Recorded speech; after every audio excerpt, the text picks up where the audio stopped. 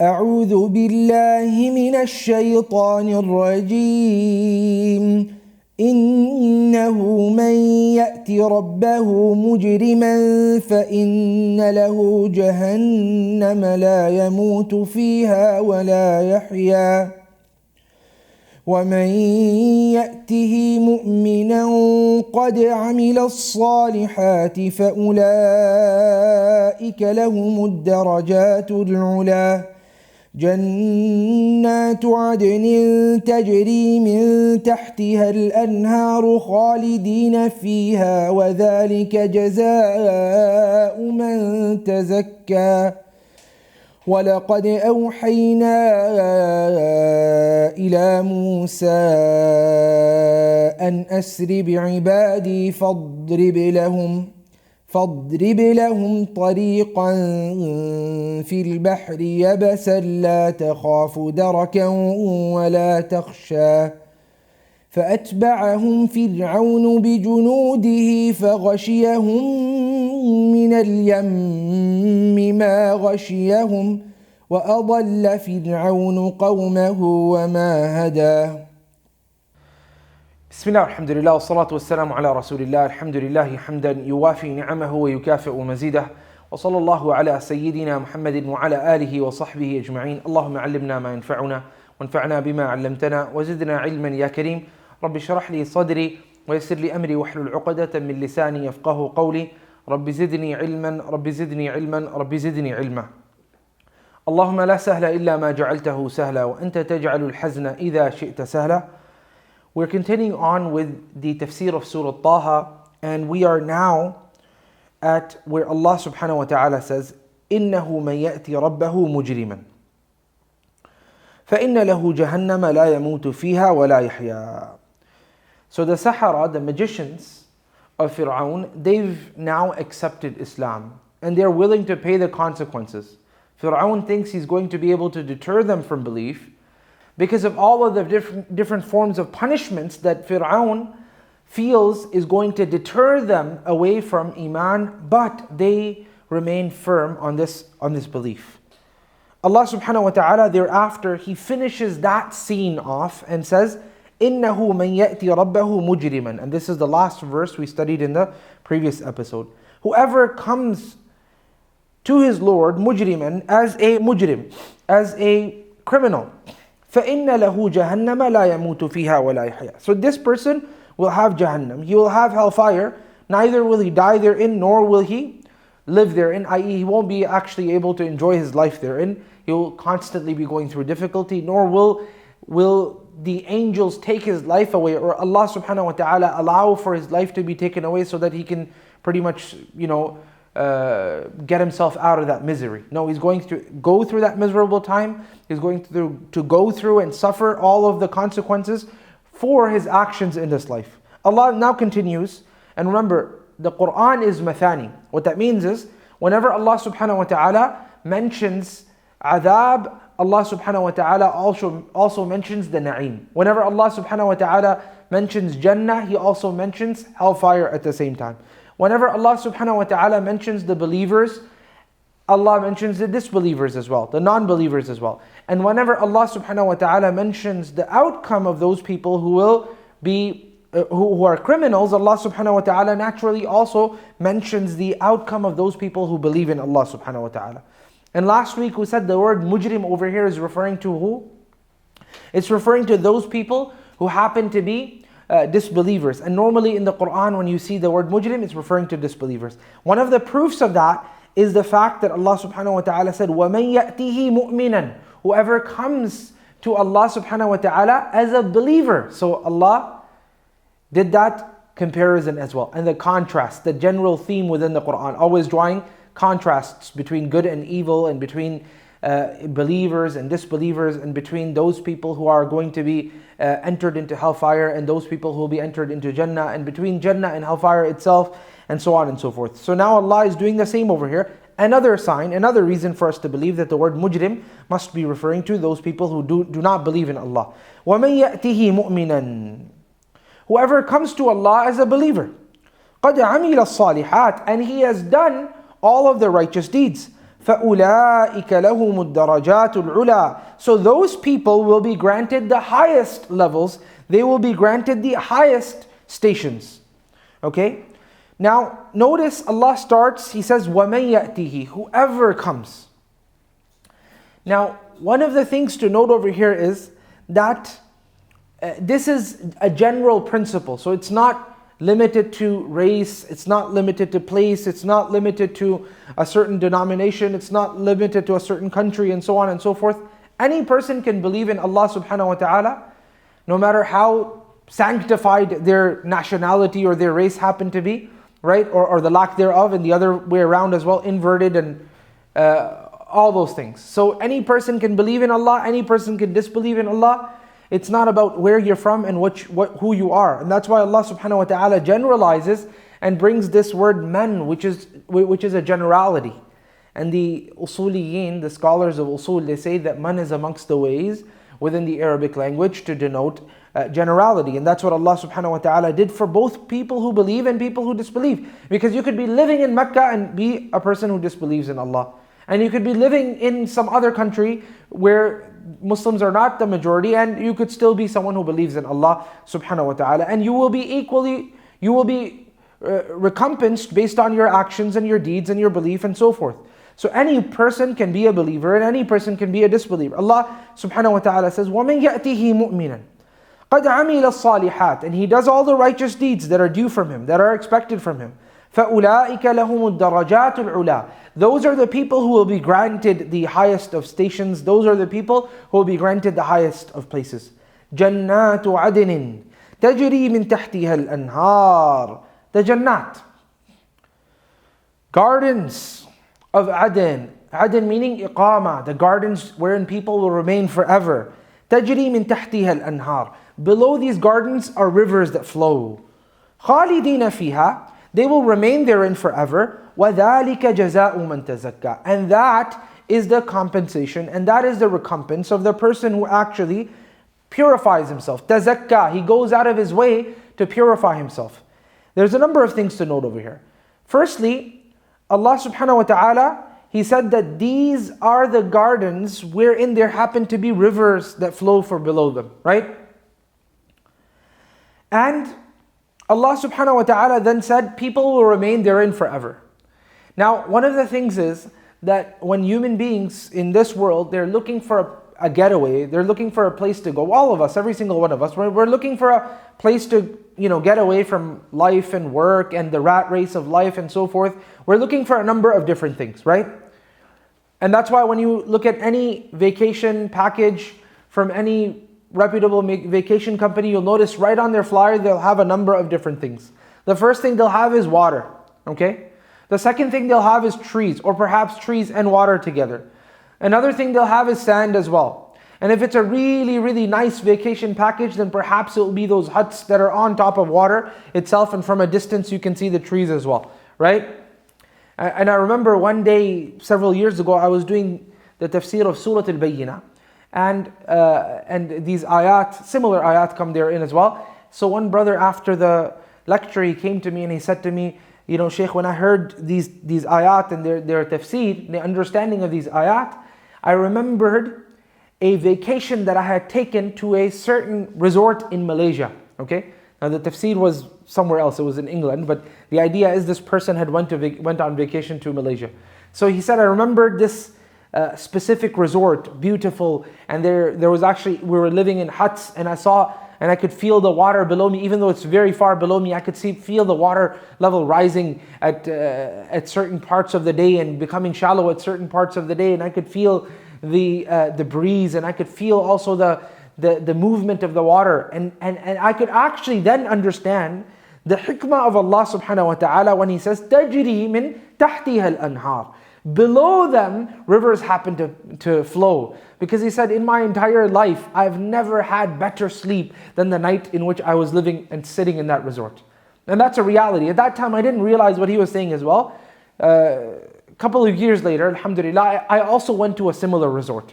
And in that resort, this was the case, in fact, that there was water flowing from below, and there was this hut that we were staying in overnight, and and the water level rose at certain parts of the day and it became shallow at other parts of the day.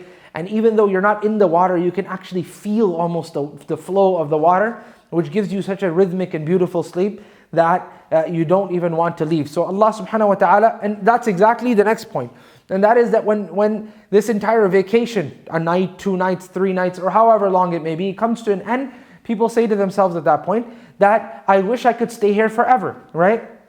So Allah subhanahu wa ta'ala knew that that's how people feel. So Allah said, خَالِدِينَ فِيهَا, they will remain in that situation forever. وَذَلِكَ جَزَاءُ مَنْ تَزَكَّى, and that is the reward and that is the compensation of the person who purifies himself. تَزَكَّى.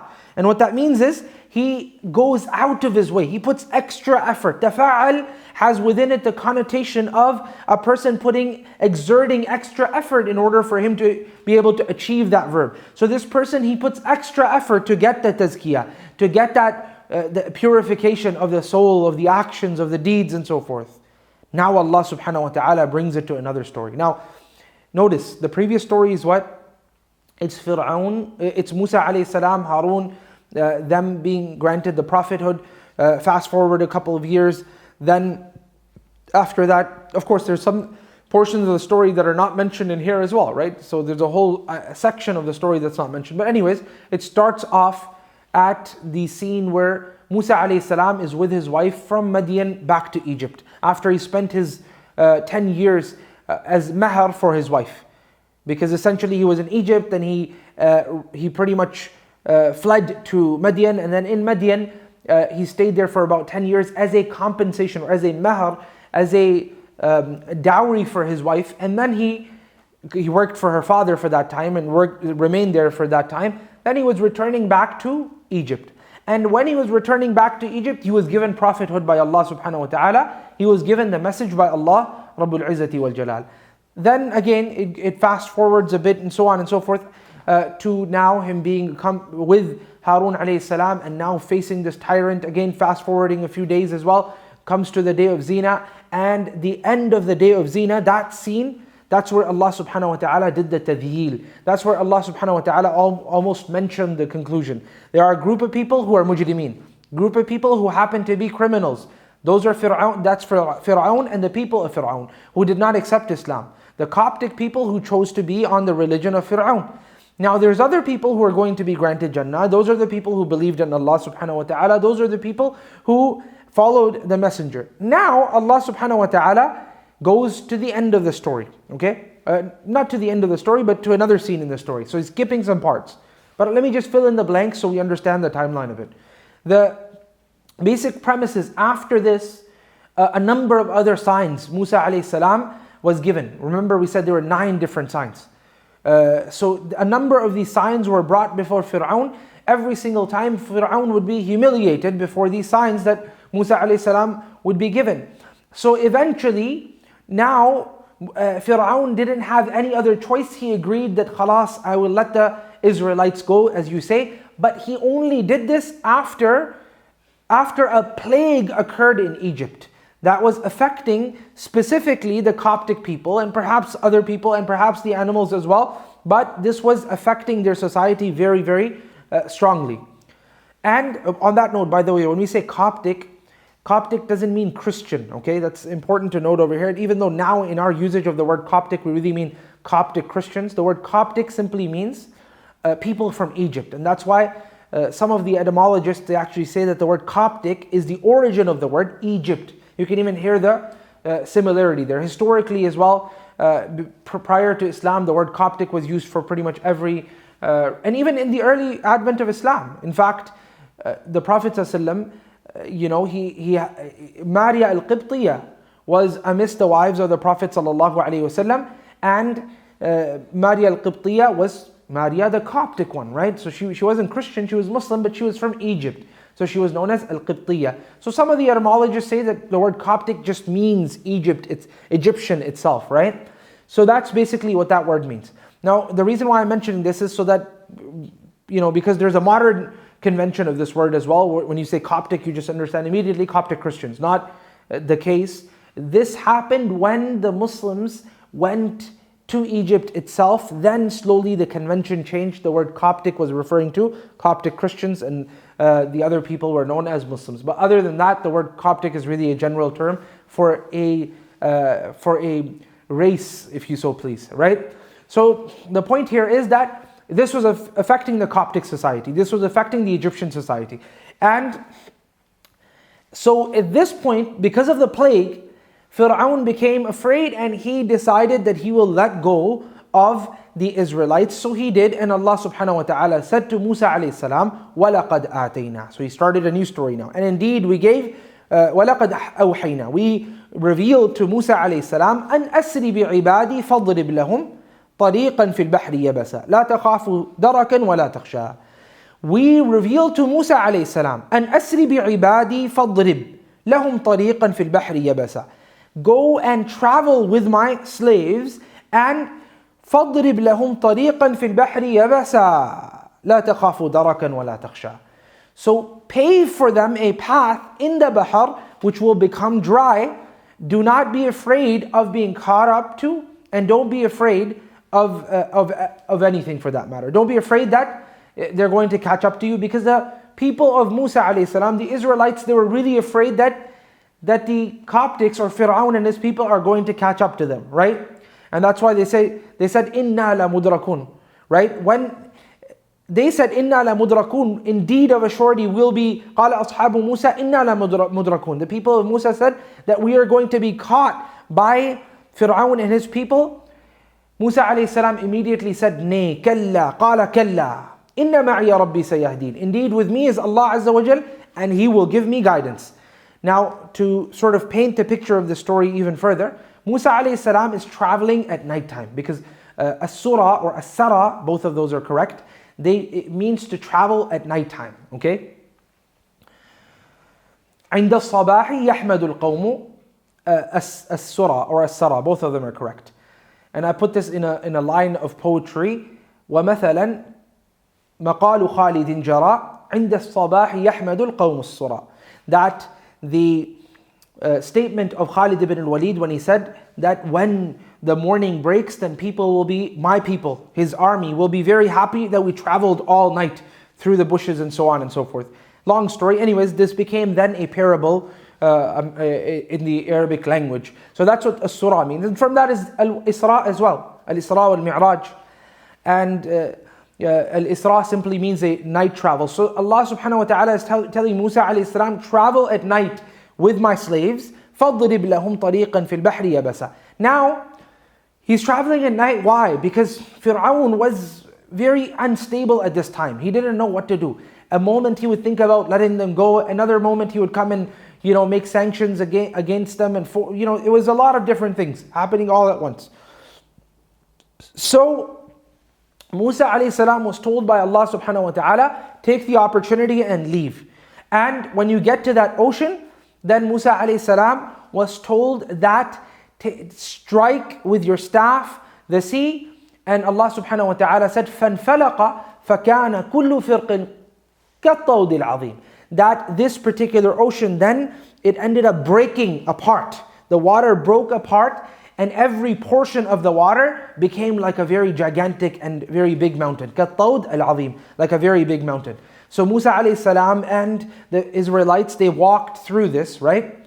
Now they're likely walking through over here through the Gulf of Suez. The reason why I'm saying this is because they're going to cross Egypt. So when they cross Egypt, obviously the Gulf that they're going to be crossing is the Gulf of Suez, right? Now, there's two travels that Musa alayhi salam did to the area that is today known as Sinai. It was historically also known as Sinai, okay? Now, we need to do a little bit of geography to really understand this properly, okay? There's two times Musa alayhi salam went to this area, perhaps more as well, but in this particular surah, there's two moments in which Musa alayhi salam happened to be in Sinai. One is in the beginning of the story. One is in the beginning of the surah, literally the very, very first page of the surah. Musa alayhi salam, Allah subhanahu wa ta'ala tells us that إذ رأى نارا فقال لأهلهم كثوا إني آنست نارا لعلي آتيكم منها بقبس أو أجد على النار هدى فلما أتاها نودي يا موسى إني أنا ربك فاخلع عليك إنك بالوادي المقدس طوى. You happen to be in Al-Wadi al-Muqaddas. You happen to be in the sacred valley that is known as Tuwa. So the Wadi Tuwa, the Wadi of Tuwa is where? The Wadi of Tuwa is in Sinai as well, okay? So this journey, however, to Sinai was, and of course there must have been another journey as well, which is not necessarily recorded in the surah here, but there must have been another journey when he traveled from Egypt the first time to Madian. So this journey here is when Musa alayhi salam is coming from the Arabian Peninsula from Arabian Peninsula, because Madian, the people of Madian were stationed in the northern western part of the Arabian Peninsula. Musa alayhi salam's, let me just do the timeline of the life again. Musa alayhi salam, he's born, and long story short, he finds his way into Fir'aun's palace. Long story short, he ends up accidentally killing a Coptic man. He has to flee for his life. He goes to Madian, which is basically Arabia today. Alright, the northern part of Arabia, or where Asham is known as. Now he's in Madian, 10 years he stays there. He's going back now. He's going back to Egypt. On the way back to Egypt from Madian, he has to cross Sinai, because Sinai is that area that's between Egypt and Asham. It's that area which is between Egypt and Asham. And that particular area is considered a very sacred area to the Muslims, and it's considered a very valuable area to the Christians as well, because the monastery of St. Catherine's Monastery happens to be right next to the Jabal Tur that we're going to be talking about as well. So it's a very, very historic area. So he's crossing through this area which Allah calls Al-Wadi Al-Muqaddas. Allah subhanahu wa ta'ala calls this area Al-Wadi Al-Muqaddas. Bil-Wadi Al-Muqaddasi Tuwa, right?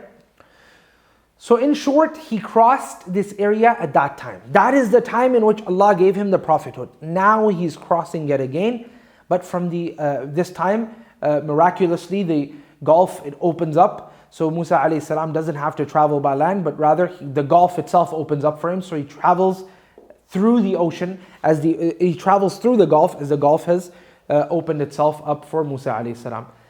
That's a little bit of geography there. So now, of course, when he gets to the other side, where is he going to be? He's going to be in the Sinai again, which the Sinai today is part of Egypt, modern state of Egypt. It's part of that. So now he's in the Sinai. Allah subhanahu wa ta'ala says to him, فَضْرِبْ لَهُمْ طَرِيقًا فِي الْبَحْرِ يَبَسًا.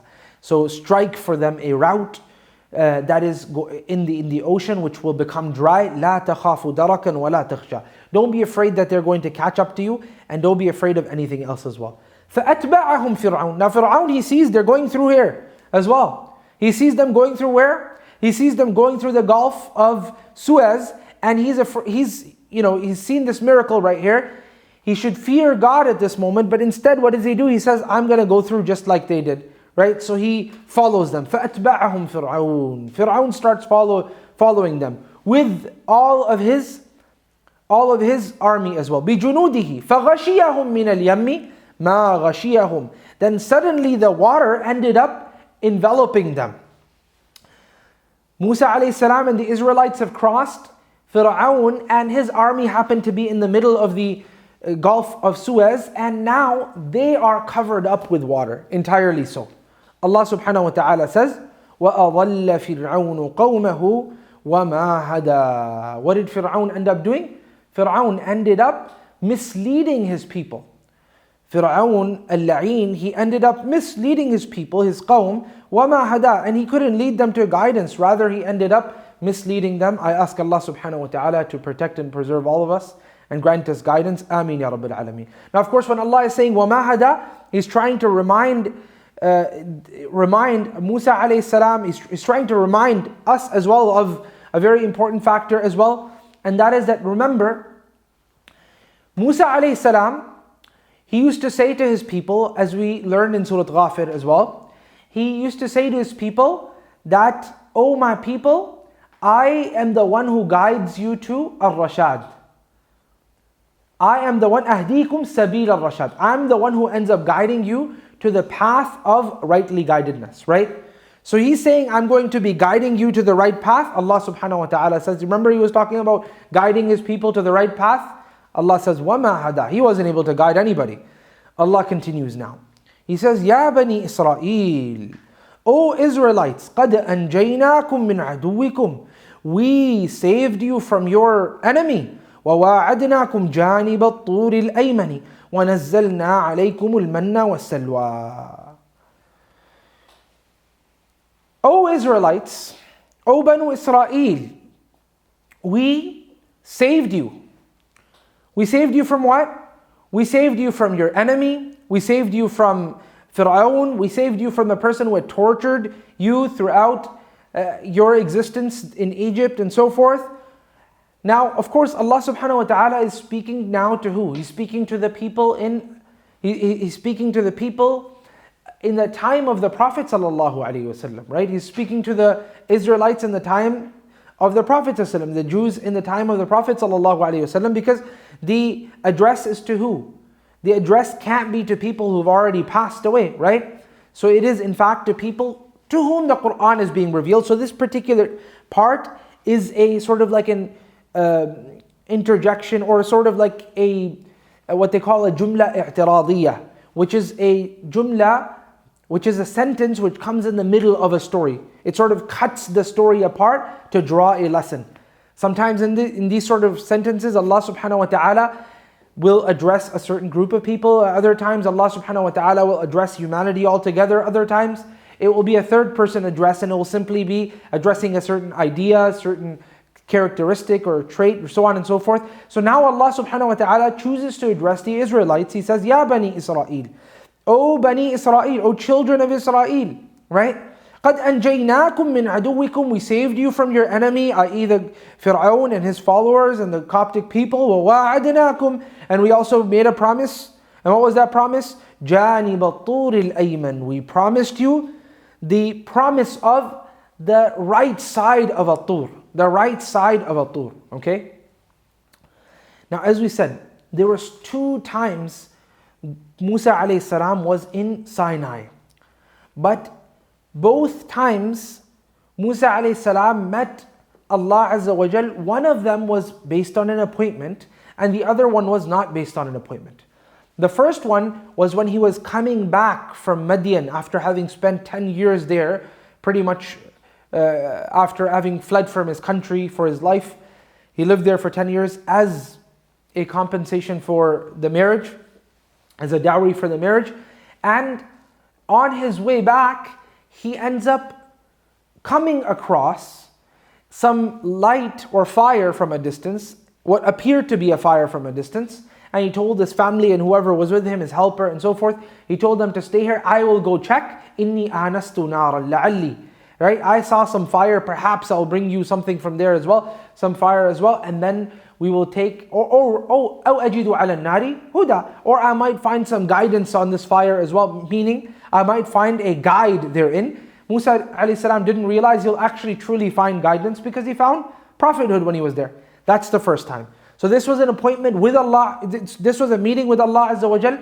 From Musa alayhi salam's perspective, almost by chance. From Allah Azza wa Jal's perspective, it was entirely planned, right? But from Musa alayhi salam's perspective, it was entirely by chance. That was al-janibul gharbi. That was the west side, as Allah subhanahu wa ta'ala calls it, right? وَمَا كُنْتَ بِجَانِبِ الْغَرْبِيِّ إِذْ قَضَيْنَا إِلَى مُوسَى الْأَمْرَ وَمَا كُنْتَ مِنَ الشَّاهِدِينَ. You weren't on the west side of this mountain, Mount Sinai, or Jabal Musa, which is known as Jabal Musa, and you were not amidst the people who witnessed this, but we gave you the entire story. That's also another way to sort of remind the Israelites as well that the details of this story, how could the Prophet ﷺ just get it like that? It must have been a revelation from Allah Azza wa Jal. The second meeting, however, it was an appointment. It was an appointed meeting. It was a meeting that Allah subhanahu wa ta'ala had with Musa alayhi salam based on an appointment.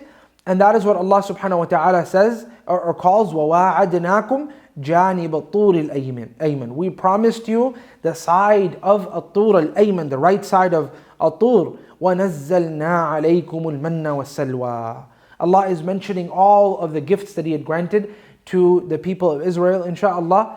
we will continue discussing some of those gifts, and we'll continue discussing some of the grants of Allah Azza wa Jal upon the Israelites and some of the lessons that we can take from it in the subsequent episode. Jazakumullahu khairan for listening. Wa sallallahu ala Sayyidina Muhammadin wa ala alihi wa sahbihi ajma'in.